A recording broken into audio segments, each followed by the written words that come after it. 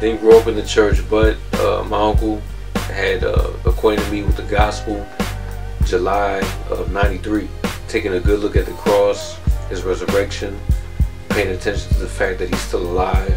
Music is just a part of what I do, to really try and express him, and not just by word, but in deed, character, loving people, caring for people, actually giving time to people, having moments of life on life, sharing a meal with family, going out, living life. I mean, that's how the Lord impacted my life, to really live what he's done to me.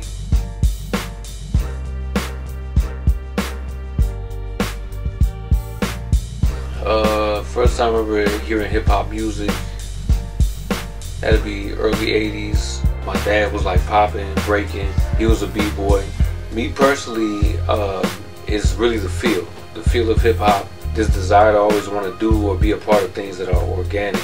And so when it comes to just hip-hop music, I really appreciate the feel, from whether it be like the texture of the drums, layered kicks and snares, boom bap, especially like soulful chords, just like rugged cut samples, like any of that. Like that all just makes me feel great.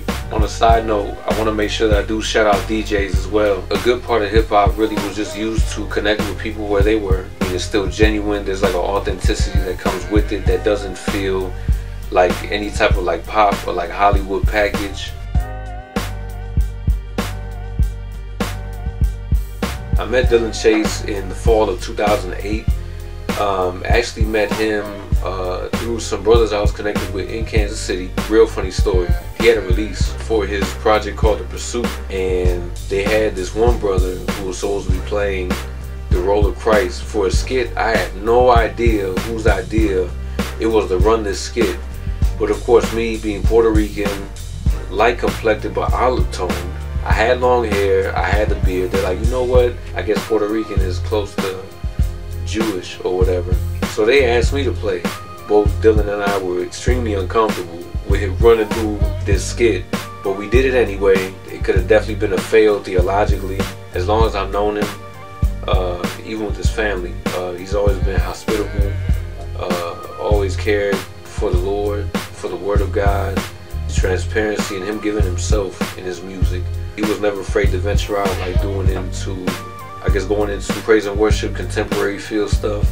You know, when a lot of people need 808s and hand claps, finger snaps, and he would rap over strings. That's the main thing just about his music. Like you're gonna get Dillon.